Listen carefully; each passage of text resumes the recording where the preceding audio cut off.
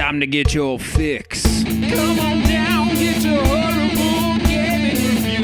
Come on down, get your horrible gaming review.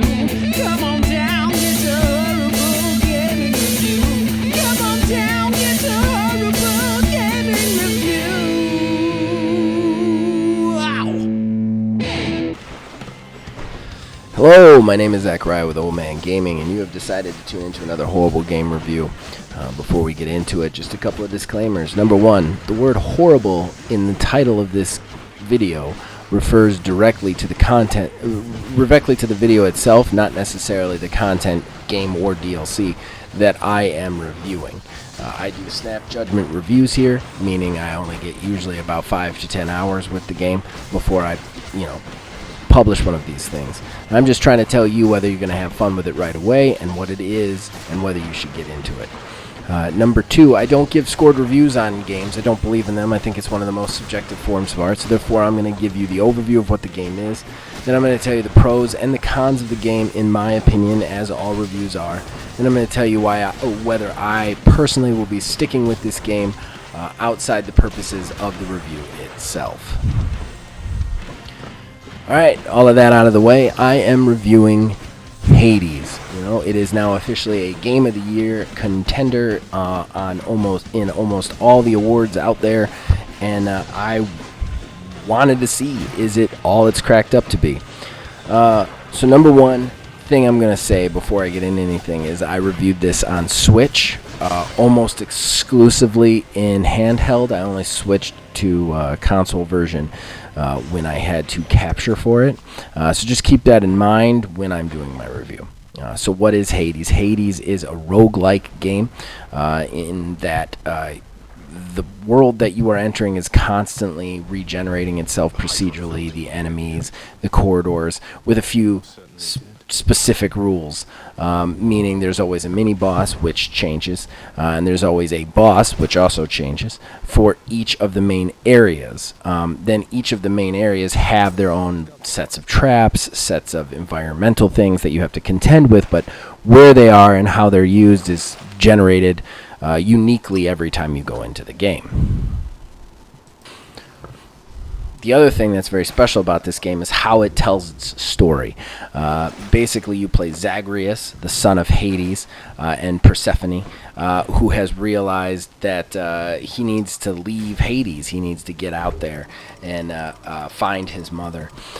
So there's the House of Hades, which is the god Hades, and you're trying to escape from hell, moving up through all the levels of Greek hell, Tartarus, Aposidel, the fields of Lygia, all of those fun places. Hades, each time you die, you return to the House of Hades, where your room is. And as you're out there, you collect all sorts of things, both temporary and permanent. The permanent stuff is always currency that you spend to make your character better, to unlock new weapons, or to build the House of Hades up more. In any case, the overall goal is to make your experience out in the hellscape that is Hades easier for you to get higher and higher. What's really interesting here is they have a very specific kind of character-driven conversation system where you can actually build relationships with the people who live in the House of Hades. You can also give them nectar, which increases their relationship with you. From what I understand, you can actually get romantically involved with some of them. I haven't found that yet, but yeah, you can talk to a ton of different characters inside Hades.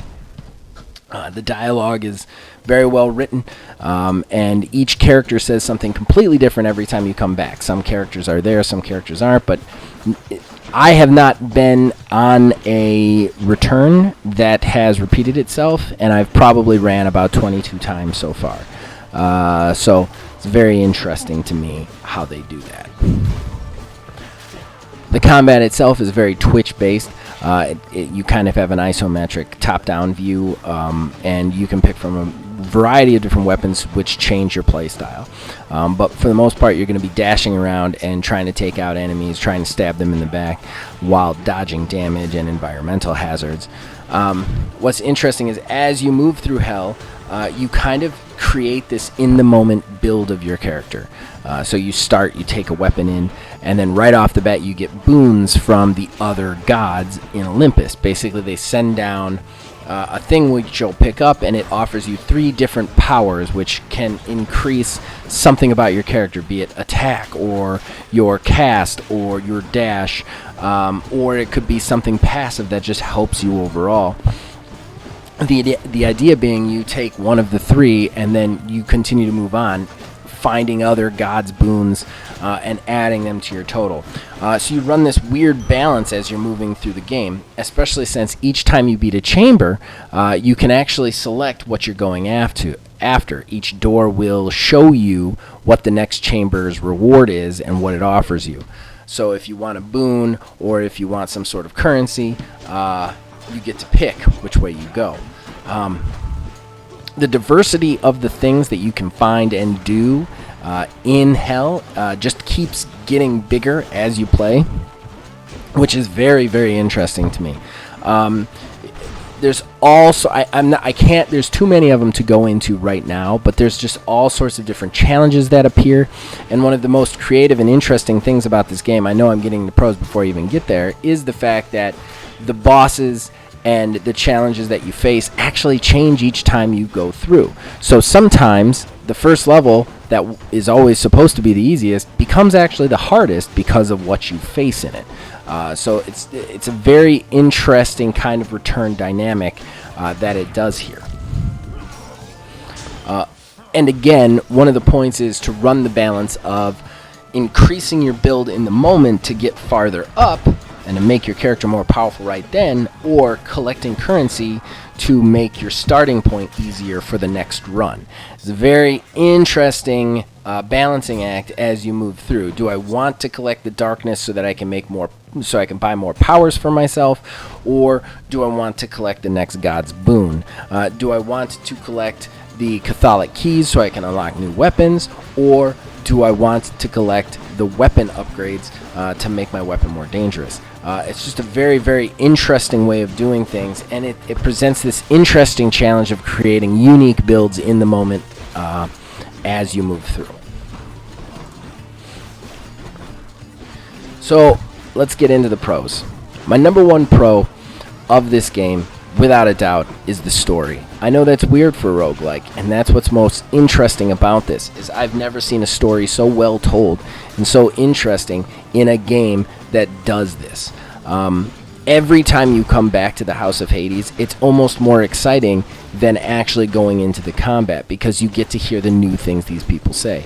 And what's so creative about this is I have not yet gotten through. I already said this once, but I have not yet returned to the house and not had completely unique things being said to me by all of the characters in the house itself. Kind of blows me away that that's even possible, especially with just how much is in this game from the relationship standpoint. My next pro is how well they do the starting point. I've played a lot of roguelites in my life, and one thing that always sucks about a roguelite is when you lose and you go back to the beginning, a lot of them have a hard time kind of making you get the motivation to do the next run, especially if you got really far. Hades doesn't do that. Hades gives you, each time you come back, gives you some real tangible rewards that you can see and feel in your character right off the bat. No run feels wasted, whether it be getting nectar to increase your relationship with characters and gods, or whether it be acquiring darkness to actually make your starting build a little bit better. There's just so many things to unlock and do at the House of Hades that I never feel like when I died and came back that I didn't get a little bit closer to my end goal. And that is a really, really tough balance to do with a roguelite. And I don't think a lot of roguelites out there do that well. This one does it absolutely perfectly. And I've yet to have a run where I die and I feel like I wasted my time. You know, my next pro, I'm just going to say right now, it would be very hard for me to end this review because I would just be touting the pros from start to finish. And Just on and on and on I would go, and I haven't had that much time with it. This game, in my personal opinion, is absolutely the best roguelite in the genre ever made, without a doubt. With a bullet, with a silver bullet, with a bow on it, like, it's absolutely the best. If you've been interested in that genre, and you play this one, you're not going to ever be able to play another one. It is absolutely the best. It is the cream of the crop in that, and it deserves every accolade it's getting right now. It is very hard for me to come up with cons. I have a couple, but they're very minor. Just the way this game changes and switches on you is... It just makes things so interesting. Every time you think you've figured out what this game is, it changes around you, and just makes it so interesting. With the small amount of stuff that you have, it's just so interesting what they can do with that bubble.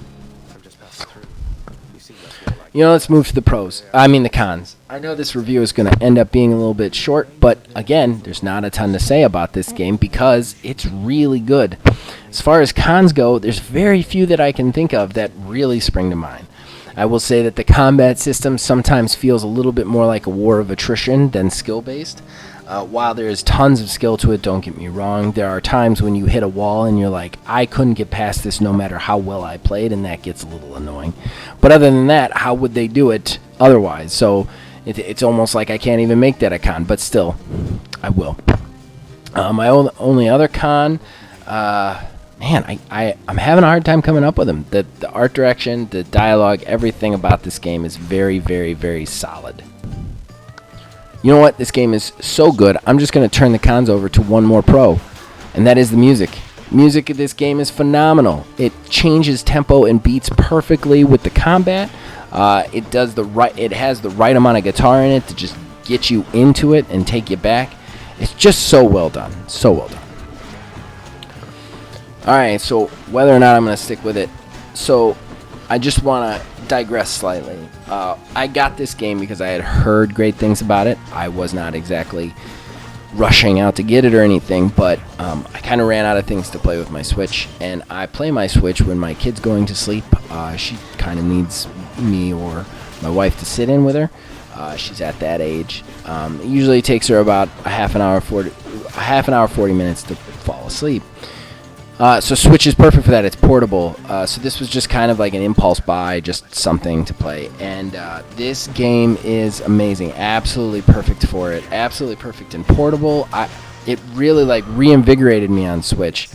I do want to say to everybody out there, if you're looking to get a Switch or you have a Switch, when I got a Switch, I was excited about it at first, but I will say there is a lack of truly interesting things to play that I wouldn't just play on a different system or my PC. So after Breath of the Wild was done, and after Mario 3D All-Stars was done, I was at kind of a crisis with the system. Like, what am I going to play next? Nothing on it really gets me going. This game reinvigorated it. It's perfect for the system. It's perfect for playing when you're sitting somewhere. It's just great. Love this game. Love this game. Love it on the system. Absolutely great. So, hell yes, I'm going to stick with it. And, part of me hopes it wins Game of the Year. I really think it's a great, great game. Everybody out there should try it. And I do want to just side note, anybody who loves building characters, I think this is one of the kind of ultimate tests of it. Building the character in the moment with just what they give you is just such a crazy way of doing things. And it's just a crazy, interesting game. So, that's my call. As far as the review done, that's it. That's all there is to it. This game is great. Go out and try it. You guys can, of course, reach us on Facebook at OldManGamingDH, on Twitter at OldManGaming9. You can join our Discord. The link is in the description below. You can influence this and all of our shows from there. As usual, please click like, subscribe, and as long as you guys keep watching and listening, we'll keep making them. See you guys next week.